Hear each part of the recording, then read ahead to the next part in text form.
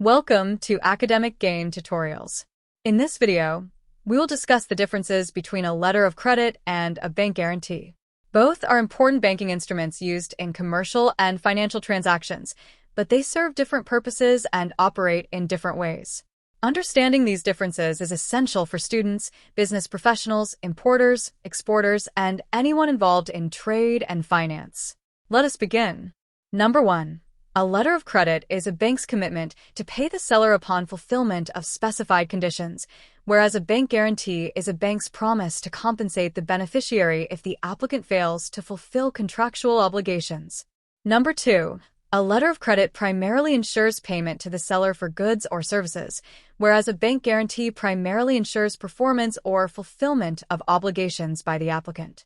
Number 3. A letter of credit creates a primary obligation for the bank to make payment, whereas a bank guarantee creates a secondary obligation that arises only if the applicant defaults. Number 4. Payment under a letter of credit is triggered when the required documents are presented correctly, whereas payment under a bank guarantee is triggered only after a valid claim due to default. Number 5. In a letter of credit, the beneficiary has a direct right to receive payment from the bank, whereas in a bank guarantee, payment is received only after proving non-performance or default. Number 6. A letter of credit requires strict submission of specified trade documents, whereas a bank guarantee generally requires evidence of default when making a claim. Number 7. A letter of credit is commonly used in import and export transactions, whereas a bank guarantee is commonly used in contracts, tenders, loans, and construction projects. Number 8. A letter of credit protects the seller against the risk of non-payment by the buyer, whereas a bank guarantee protects the beneficiary against losses caused by the applicant's failure to perform. Number 9. The value covered by a letter of credit usually equals the full transaction amount, whereas a bank guarantee often covers only a percentage of the contract value. Number 10. A letter of credit remains valid until the required documents are presented and payment is completed, whereas a bank guarantee remains valid until the contractual obligation period ends. Number 11. Under a letter of credit, payment is made automatically when compliant documents are submitted, whereas under a bank guarantee, a formal claim process is required before payment. Number 12.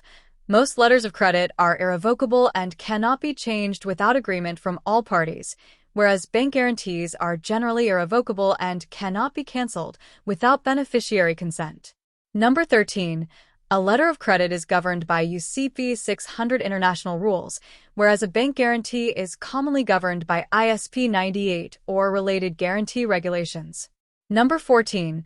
A letter of credit typically involves the buyer, seller, issuing bank, and advising bank, whereas a bank guarantee usually involves the applicant, beneficiary, and issuing bank. Number 15.